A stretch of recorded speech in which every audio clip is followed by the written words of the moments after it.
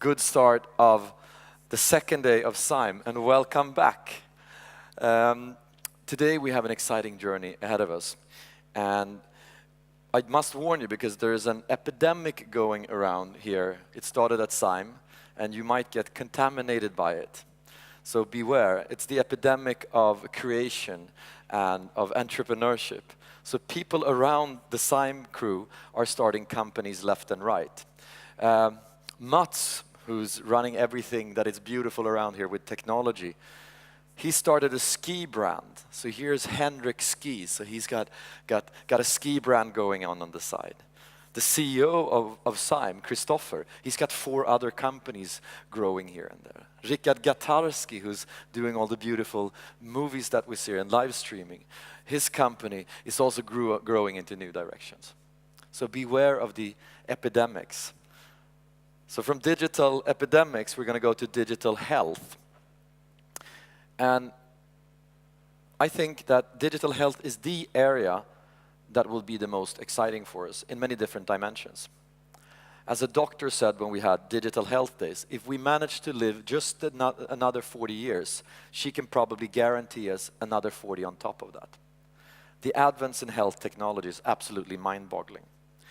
And if you look at some of the mutations we'll see, this is your new doctor. It can check if you're pregnant, you can hang out with your child-to-be every day, or you can just put another plug in and you can spit on it and it analyzes your spit, your blood, and all kinds of other things. As Fabrice Grinda said yesterday, within 5 years our mobile phone will be a better doctor than any physical doctor. This is the new condom or birth control pill. Could you imagine in the bar, oh, do you want a cup of tea? Can I see your app, please? We will know when we can get pregnant or not. And this is very good for getting pregnant and for not getting pregnant. You come to a gas station in the future. Can I have one of those tasty hot dogs and a brain scan, please? There will be health stations in 7-Eleven, in Statoil, and increasingly in your own home. Your toilet will tell you a lot of things if you just listen to it. Eat more vitamins. Again, your fridge tells you when you go up there in the night. And this is going to be a revolution in terms of technology meeting health. Because just like Wikipedia is telling us everything about the world, could you imagine if you were a doctor and found out what 1 million people having exactly the same conditions as your patients, how they reacted to exactly the medication you're thinking of giving?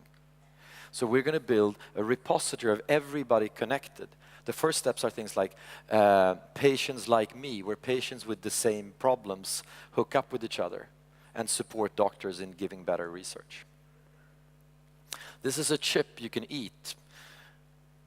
So with biosensors, it tells you about your stomach acids, your blood, and everything else. Maybe the cure for cancer is knowing and detecting when the risk of something that leads to cancer enters your body, the same second it enters the body. These things are not as far away, and the reason is before it took 10 years and $1 billion to create medicine because it needed to be good for everybody in the world and not dangerous for anyone. Now, on a genetical level, in the future, we can create something that is just good for you, and that will take a lot shorter time and be a lot faster. The whole movement called quantified self, where it starts with a step counter. I walked 10 steps. But quantified self in the future will be, maybe you log into your heart or your liver after yesterday's party and say, oh, it's okay, I can hang in there for a while more. We will know about our own bodies. And that creates fantastic new opportunities. Maybe, I mean, if you work in the tobacco industry now and say, well, I work selling cigarettes, people are like, you're selling cigarettes. Maybe it's the same thing with Danish pastries in the future. 20 years from now, what, you actually sold that to children? That's crazy. Didn't you know? It's dangerous. 50 years ago, we didn't know that cigarettes were dangerous. And that's nothing. Everything I told you are things we kind of can do today when we start reprinting organs and stem cells. At World Economic Forum, a professor said that maybe we have to cancel the Paralympics 2050. Not having a leg will be a choice.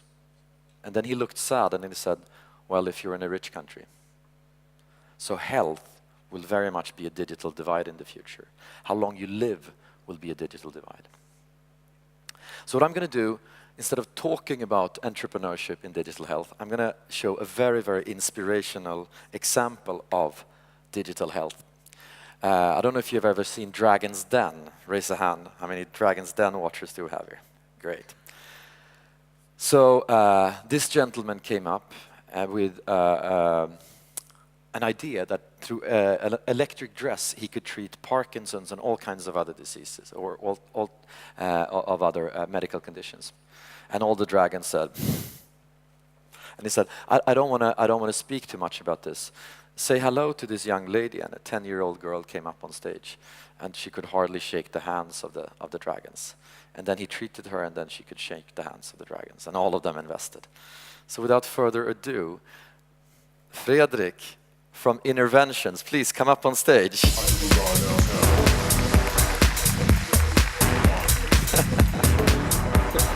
Thank you, Ola. Thank you. So nice to be here. That was a couple of years ago now. You got money to fund your idea, and what has happened since then? What is Interventions and what is Electrodress? Or Molly.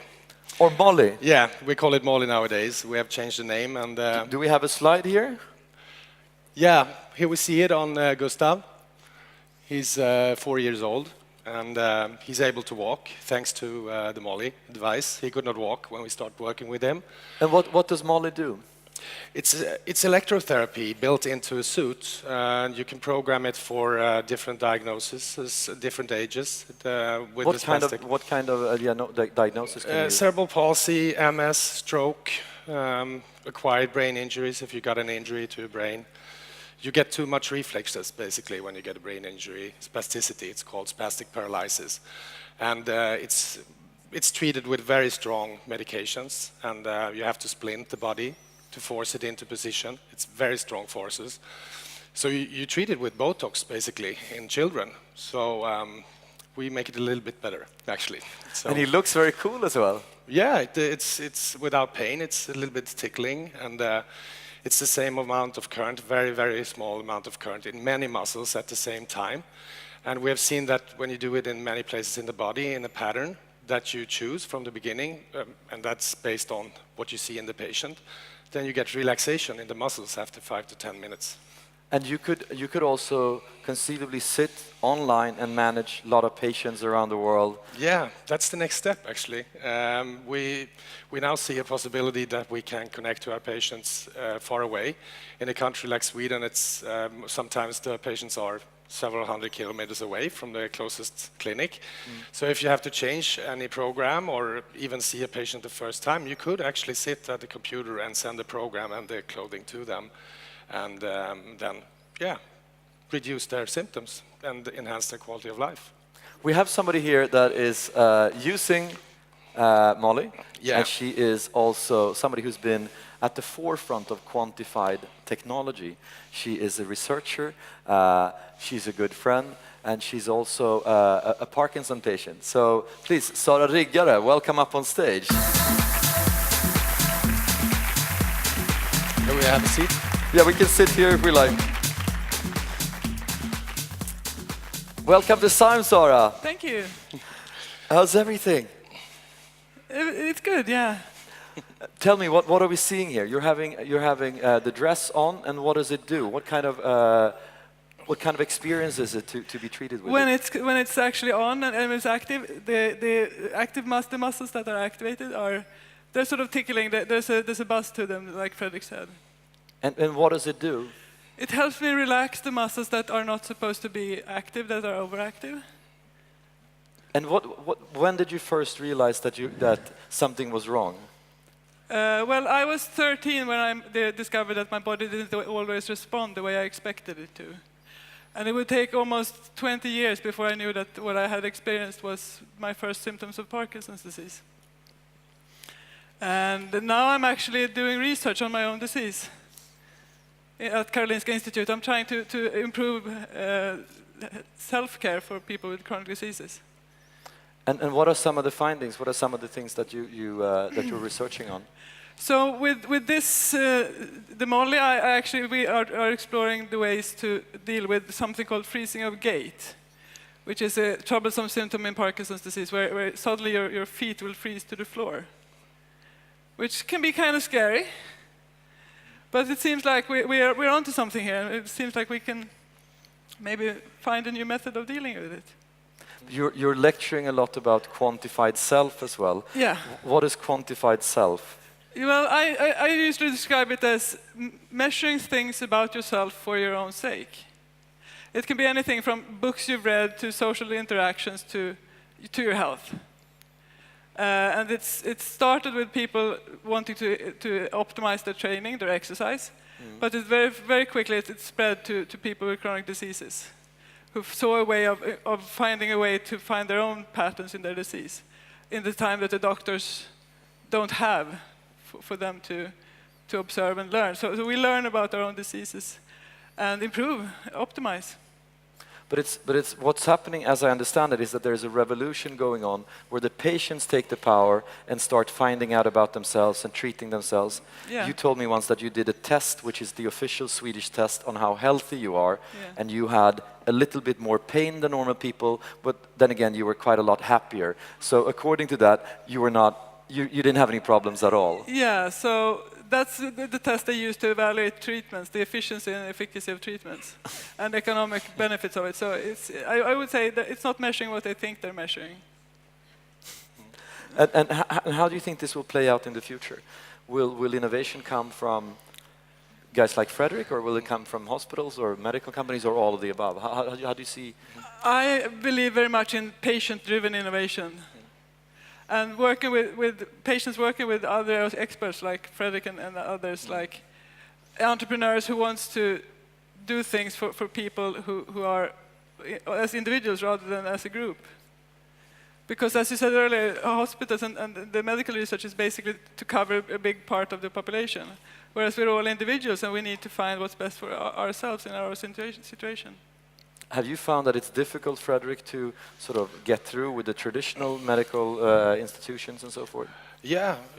It's quite hard to change people how people work. I mean, I thought about it yesterday, and I compared it to if we tried to force everyone to eat with sticks instead of eating with knife and fork. Imagine how hard it would be. And it's almost the same to make doctors change from cutting and giving medication to doing something without any side effects and changing it. It's just because they are used to doing it one way, and it's the way you should do it. But now a lot of researchers are sort of now a lot of researchers from the medical sector are working with you, and because I mean, if I was a parent of a child with a spasticity problem, I wouldn't care very much about what others say. If it works, it works. We're actually a little bit lucky there because we can do real randomized controlled trials with our device, because we can choose to program half of devices, and half of devices we don't program. So half the group gets therapy and half the group doesn't get therapy, and they don't even know what they get, and the doctors don't even know what they get, and that's called high evidence when you get results and when you measure it then. So and a lot of products, it's really difficult to do double-blinded studies, and that's what the healthcare system is requiring or asking for. And I mean, in medical technology, it's difficult. It's really difficult to make blinded and controlled randomized trials. But this, you also said, taking this even further, that conceivably this could also stimulate muscles without you having to train. Yeah, but we don't want to talk too loud about that because we know all people are lazy. So, yeah, there is a possibility, and I've been actually doing these experiments on myself. Yeah,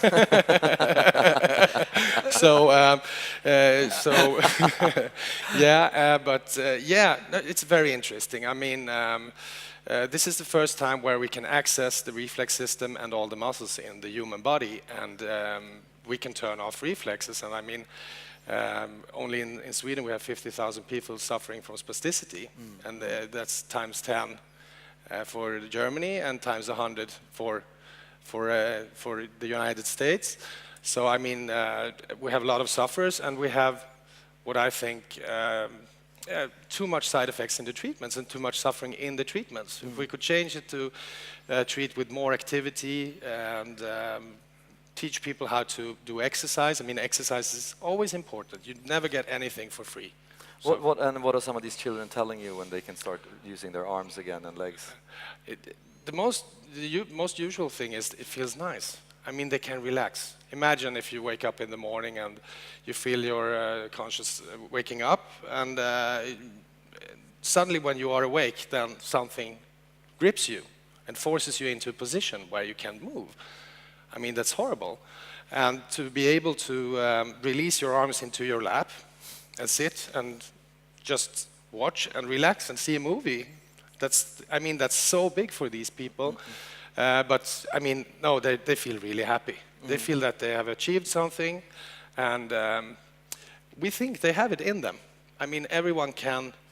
I've seen that you can do something for everyone, actually, if you meet them. If you just give them a motivation to do exercise, and that's what physical therapy is all about. You have to have a motivated patient also. You cannot just do something and then, without them being motivated, think that they can heal. So I'm going to show you another fantastic Swedish invention. And it is not science fiction, it's for real. And there are two Swedish entrepreneurs behind this that are very cool. So, Mats?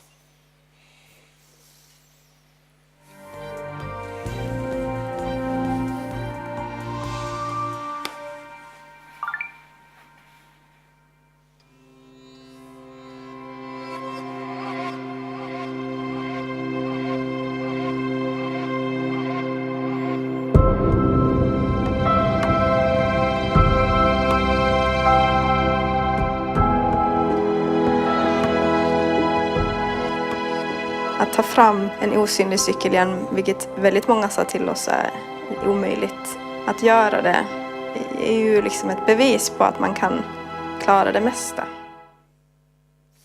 So, entrepreneurs behind Hövding. And when the entrepreneurs behind Hövding showed that to their professor, he said, I have to sit down. And then he said, you're going to get rich. And I hope that you get rich, and I hope that you get healthier and healthier through new technology. Thank you very much for contributing.